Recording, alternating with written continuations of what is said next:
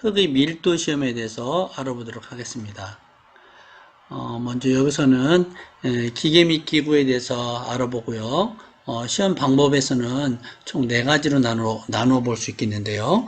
측정기 부피를 먼저 알아보고, 그 다음에 시험용 모래, 우리가 사용하는 표준사의 밀도를 계산하는 것을 한번 해보고요. 그 다음 깔때기 부분에 있는 표준사의 질량을 한번 알아보고요. 그 다음 마지막으로 현장에서 우리가 흙의 밀도를 한번 측정하는 것으로 알아보겠습니다. 이게 실험이 다 끝나고 나면 이제 그 결과 데이터를 가지고 우리가 결과 정리하는 방법에 대해서 알아보도록 하겠습니다. 그러면 제일 먼저 기계 및 기구를 보게 되면 밀도 측정기가 있고요. 그 다음에 밑판, 그 다음 유리판이 있습니다. 더 나아가서는 질량을 잴 수 있는 저울이 있고요. 작은 삽, 그 다음 브러쉬, 함수비, 캔, 온도계 이런 것들이 있습니다. 그러면 실제 실험에 들어가서 측정기의 부피를 계산하는 것부터 알아보도록 하겠습니다. 지금 제가 들고 있는 것이 이것이 측정기인데요. 일단은 이 용기의 부피를 계산하기 위해서 이 측정기 질량을 먼저 재보겠습니다. 왜냐하면 이 용기의 부피를 계산하기 위해서 간접적으로 이 용기 안에 물을 넣을 거거든요. 결국은 이 안에 용기에 들어가 있는 물의 질량을 계산을 하면 결국 이 용기의 부피가 되죠. 그래서 먼저 질량을 쟀습니다. 그 다음에 이제 우리가 이 측정기를 보면 분해할 수도 있고 조립할 수도 있는데, 나중에 여기 보면은 분해했다가 조립했을 때 조건이 같아지도록 하기 위해서 이렇게 표시를 해놓는 거예요. 이렇게 표시를 해놓으면 나중에 분해했다 조립하더라도 조임 정도가 달라지면 안 되니까 그렇게 하고요. 그 다음 지금 보면 여기 구멍이 나 있죠. 결국 밸브를 열었을 때 구멍이 보이고요. 밸브를 이렇게 잠그면 구멍이 지금 막힌 게 보이죠. 그래서 먼저 일단은 밸브를 연 다음에 우리가 물을 넣도록 하겠습니다. 물을 가득 넣는데요.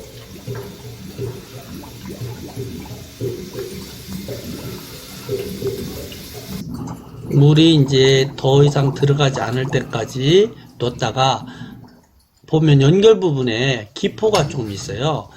결국 기포가 들어가면 안 되기 때문에 흔들어서 용기를 잘 흔들어서 기포를 빼줘야 됩니다. 지금과 같이 이렇게 흔들어서 기포가 다 빠졌다 싶으면 밸브를 일단은 잠굽니다. 90도 돌려서 잠그고 깔때기 부분에 이제 남아있는 이 물들을 제거를 합니다.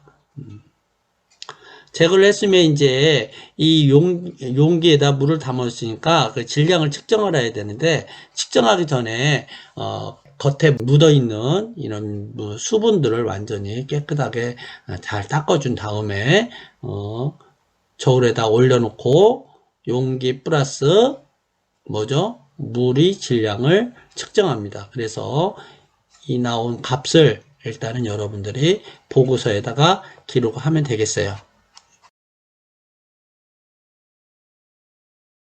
다음으로 수온에 따라서 물의 밀도가 달라지기 때문에 그에 대한 보정을 해줘야 돼요. 여기서는 온도 보정까지는 하지는 않겠고요.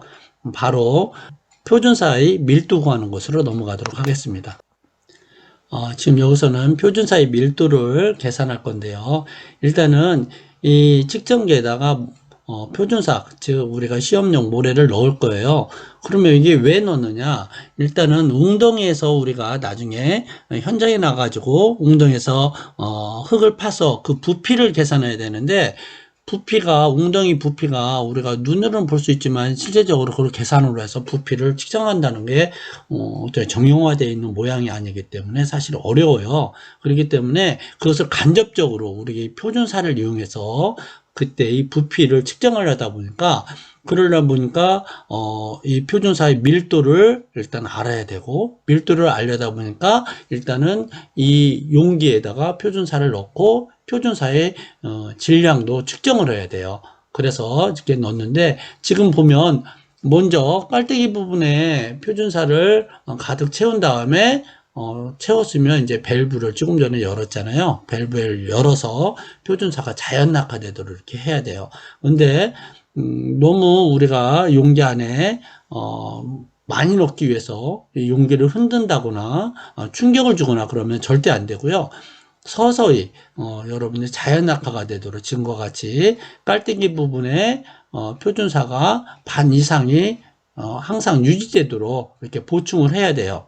이 표준사가 자연 낙하가 돼서 용기 안에 들어갈 수 있도록. 이 용기는 보면 알듯이 반투명으로 돼 있어서 모래가 들어가는 것들이 보이고, 또한 깔때기 부분을 이렇게 보게 되면 모래가 들어가는 것이 보여요. 그래서 이제 들어가지 않는다, 다 들어갔다 싶으면 밸브를 이제 이렇게 잠굽니다. 잠궜으면 이 깔때기 부분에 있는 이제 모래는 필요 없는 거잖아요. 그렇죠? 그렇기 때문에 걔를 다시 비우고, 깔때기 부분에 있는 모래가 비웠기 때문에 최종적으로 어떻게 돼요? 용기 안에만 모래가 가득 차 있는 거잖아요. 그래서 이때의 질량을 또 측정을 합니다. 그래서 보고서에다가 질량을 더 써주면 되겠죠? 그러면 깔때기 부분에 모래의 질량을 측정을 할 텐데요. 원래는 이제 유리판 위에다 놓고 하라고 되어 있는데, 우리는 편의상 시루판에다 놓고 하도록 하겠습니다. 이렇게 거꾸로 세워 놓고요. 충격을 주지 말고 밸브를 지금 여기 있는 밸브는 잠겨 있는 상태잖아요. 그래서 밸브를 열어줍니다. 이렇게 열어주면 병 안에 들어있던 표준사가 서서히 내려가죠. 이때도 마찬가지로 이렇게 충격을 주면 절대로 안 되고요. 자연 낙하가 되도록. 이게 반투명하기 때문에 내려가는 게 보여요. 그래서 어느 정도 내려가는 것이 멈췄다 싶으면, 충분한 시간을 주고 기다렸다가 이게 내려가는 것이 멈췄다 싶으면 그때 이제 밸브를 잠궈야 되는데 아직 덜 내려간 것 같아요. 그래서 조금 더 기다렸다가 시간적 여유를 주고 이제 다 내려갔다 싶으면 밸브를 잠그면 되겠어요. 시험기를 바로 들어 올리면 이제 깔때기 부분에 남아있던 모래들이 빠져나오겠죠. 그러면 이것을 왜 하느냐? 우리가 나중에 현장에 나가가지고 웅덩이를 파고 이 측정기를 거꾸로 놓고 모래를 그 안에 넣을 거예요. 그러면은 사실 우리가 필요한 것은 웅덩이 부분의 부피를 계산하기 위한 거거든요. 그런데 이제 실제 깔때기 부분의 모래까지 또 빠져나가기 때문에 미리 실험실에서 우리 깔때기 부분의 모래의 질량을 측정해 두는 거예요. 깔때기 부분의 모래가 빠져나갔으면 측정기와 쓰고 남은 모래의 질량을 측정하면 되겠습니다. 이제 현장에서 들밀도 시험을 할 텐데요. 현장에 나가기 전에 조금 전에 우리가 깔때기 부분에 모래를 빼냈잖아요. 그래서 또다시 이제 채울 거예요. 채울 때는 아까 했던 것과 마찬가지로 일단은 깔때기 부분에 시료를 가득 채우고, 물론 당연히 밸브는 잠궈 놓은 상태여겠죠. 그래서 가득 찼으면 밸브를, 지금 이렇게 잠겨 있죠. 그래서 밸브를 열어줍니다. 열어주면 또다시 표준사가 자연 낙하해서 측정기 병 안으로 들어가겠죠. 이때도 마찬가지로 아까와 같습니다. 깔때기 부분에 표준사가 반 이상에 항상 차 있을 수 있도록 보충을 해주고요. 충분한 시간을 두고 모래가 다 들어갔다 싶으면 그때는 이제 마찬가지로 밸브를 잠궈주면 되겠어요. 근데 지금은 아직 조금씩 더 들어가는 것 같아요. 시간적 여유를 두고 여러분들이 다 들어갈 때까지 기다렸다가 다 들어갔으면 이제 밸브를 잠궈줍니다. 잠궈주고 이제 남아있는 깔때기 부분에 있는 이 표준사는 어떻게 할까요? 다시 이제 원래 상태로 이렇게 비워야겠죠. 그래서 이 용기와 이제 병 안에 가득 차 있는 모래의 질량을 측정을 합니다. 근데 여러분 주의할 게, 아까 먼저 측정했던 질량과 지금 질량을 측정을 하게 되면 질량 차이가 살짝 나기도 해요. 그건 왜냐면 아까 넣을 때와 지금 넣을 때와 조건이 다르기 때문에 원래는 같아야겠죠. 근데 모르는 사이에 다짐도 일어나기 때문에 약간의 차이는 있을 수 있어요. 그러니까 여러분들이 그걸 유념할 수 있도록 하고 이때의 질량을 측정합니다. 이렇게 측정을 했으면 얘를 가지고 이제 현장에 가지고 나가게 되는 거죠. 그래서 현장에 나가서 들밀도 시험을 할 텐데요. 우리는 현장에 나가기보다도 실내에서 현장과 같은 조건을 만들어 놨어요. 그래서 일단은 우리가 밑판을 놓을 자리를 이렇게 정리를 하죠. 판판하게 정리를 한 다음에 밑판을 고정을 시키는 거예요.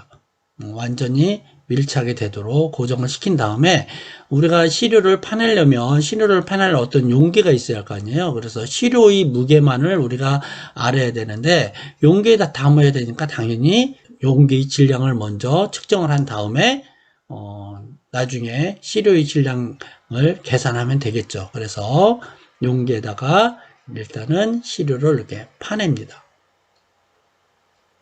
팔 때 여러분들이 주의할 게 흘리지 않도록 손실이 되면 안 되거든요. 파낸 시료가 다른 데 흘리거나 그러면 안 되니까 조심스럽게 여러분들에게 파낼 수 있도록 하길 바랍니다.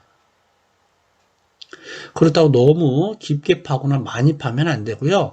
우리가 측정기 안에 있는 표준사가 충분히 들어가고도 남을 정도로 파야지 너무 많이 파면 안 돼요. 그래서 직각으로 팔 필요도 없고 지금 가해가 가지런히 되도록 해서 여러분들 이렇게 파냅니다. 주의할 것은 시료가 흘리면 안 되는 거하고 그 다음에 이렇게 교란된 시료 정도는 웬만하면 다 파내는 것이 좋고요. 그 다음에 밑판에 이렇게 흘려 있는 것들 있죠. 지금 그 브러쉬로 다 쓸어서 얘를 그냥 버리면 안 되겠죠. 당연히 얘를 다시 질량을 측정해야 되니까 또다시 용기에다 담습니다. 손실이 없도록 해야 되니까 차분하게 여러분들이 쓸어서 이렇게 담습니다.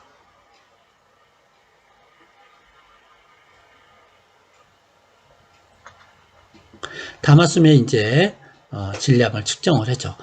질량을 측정을 해서 그 값을 여러분들 보고서에다 쓰는데 이때는 뭐가 되죠? 용기 플러스 시료, 수분 시료의 질량이 되겠어요. 그래서 보고서에다가 쓰면 되겠습니다. 그 다음에는 이 수분 시료의 함수비를 측정해야 됩니다. 그래서 캔에 번호를 1, 2, 3번을 써놓고요. 이 캔의 질량을 측정을 합니다. 이때 이 캔 안에는 내용물이 아무것도 없는 빈 용기가 되겠죠. 그래서 1, 2, 3번의 질량을 따로따로 측정을 해서 보고서에다가 기록을 합니다. 간혹 여러분들이 캔에 번호를 붙여놓지 않으면 실습 시간에 다른 조 친구들과 바뀔 수가 있으니까 자기 조 것을 꼭 표기를 해놓기 바랍니다. 이렇게 질량을 다 측정을 했으면 이제 캔에다가 수분 시료를 적당량 담습니다.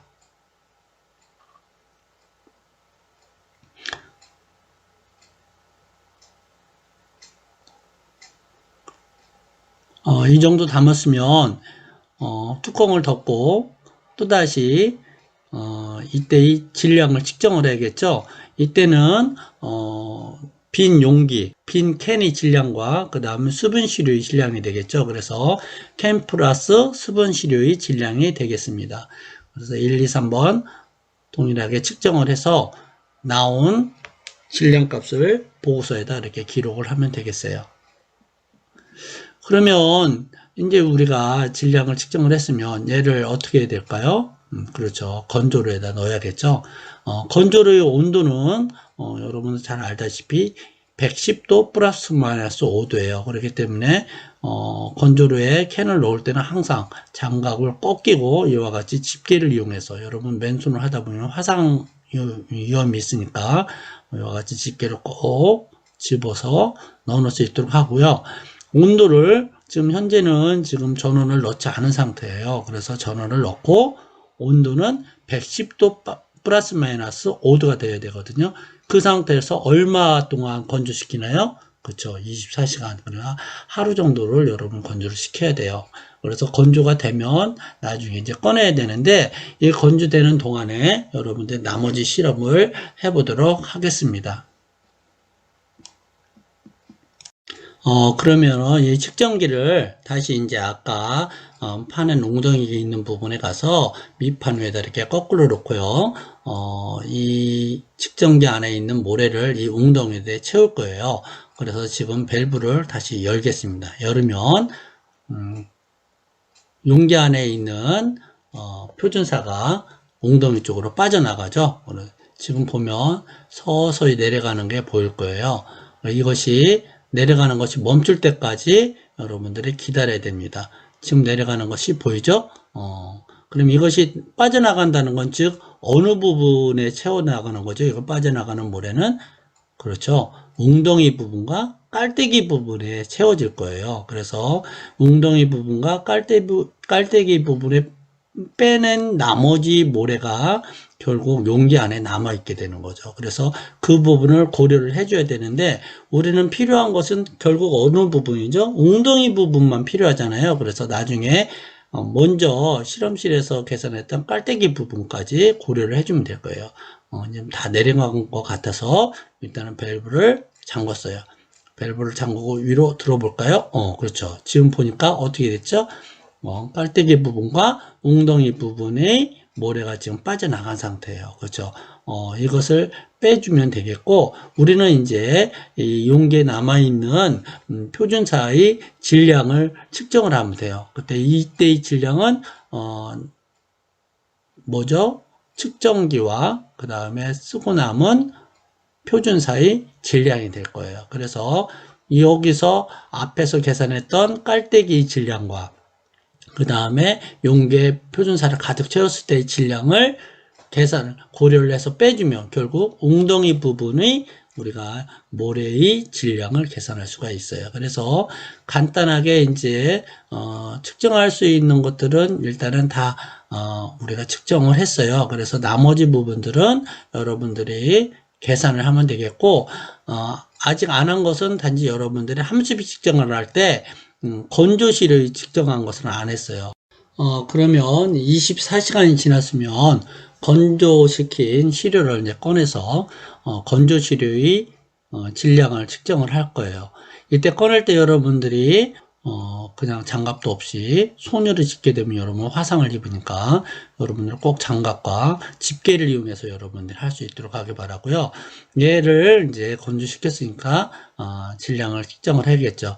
앞에서 했듯이 번호가 있기 때문에 잘못 기록을 하면 안 되니까 번호에 맞춰서 여러분들이 기록한 것을 여기서 측정을 하면 됩니다. 이때의 질량은 무슨 질량이 되죠? 그렇죠. 건조시료와 용기, 캔의 질량이 될 거예요. 그래서 여기에서 앞에서 질량을 쟀던 수분시료와 캔의 질량에서 지금 여기서 잰 질량을 빼주면 결국 물의 질량이 되겠죠. 그래서 우리가 함수비를 계산할 수가 있어요. 그럼 이제 이것으로서 우리가 실험을 통해서 잴 수 있는 각종 데이터들은 다 측정을 했고요. 이제 여러분들이 실험실에 했던 내용들 근거로 해서 계산을 하면 되겠어요. 그러면은 최종적으로 우리가 얻는 것은 뭐죠? 그렇죠. 수분 밀도와 건조 밀도를 계산할 수 있어요. 이렇게 해서 실험 방법은 간단히 설명을 했고요. 결과 정리는 다음 영상에서 다시 한번 정리하도록 하겠습니다. 감사합니다.